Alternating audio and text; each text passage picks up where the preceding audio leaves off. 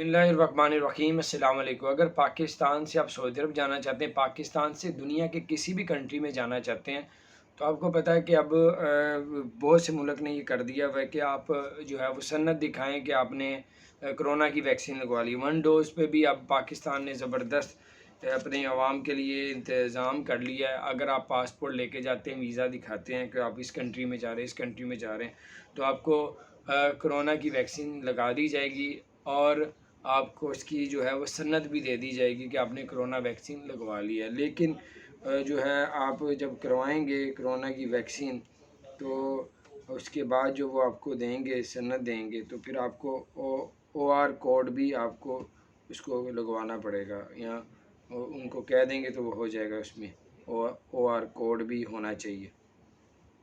तो बहरहाल ये अब चाइनीज़ वैक्सीन जो है वो इंशाल्लाह ताला सऊदी अरब भी उसको मान लेगा, और सऊदी अरब के पाकिस्तान की हुकूमत या पाकिस्तान की जानिब से भी किसी तरीके से सऊदी अरब को कहा जा रहा है कि चाइनीज़ वैक्सीन लग रही है पाकिस्तान में, तो चाइनीज़ वैक्सीन बहुत अच्छी है, 80% उसका रिज़ल्ट है, और चाइनीज़ वैक्सीन को माना जाए।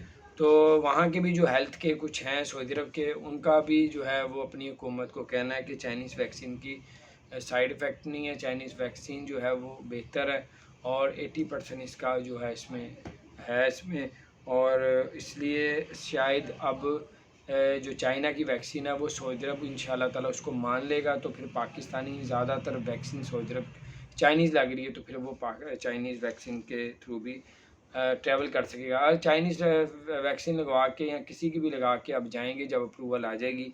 वैसे तो अमेरिकन मान रहे हैं अभी, तो आपको करंटीना सऊदी अरब के अंदर नहीं करना पड़ेगा। तो बाहर ये कुछ अपडेट्स थी, मैंने कहा आपके साथ शेयर करूँ। इंशाअल्लाह ताला चाइनीज़ वैक्सीन को भी अनकरीब सऊदी अरब मान लेगी। अपना ख्याल रखें। अस्सलाम वालेकुम।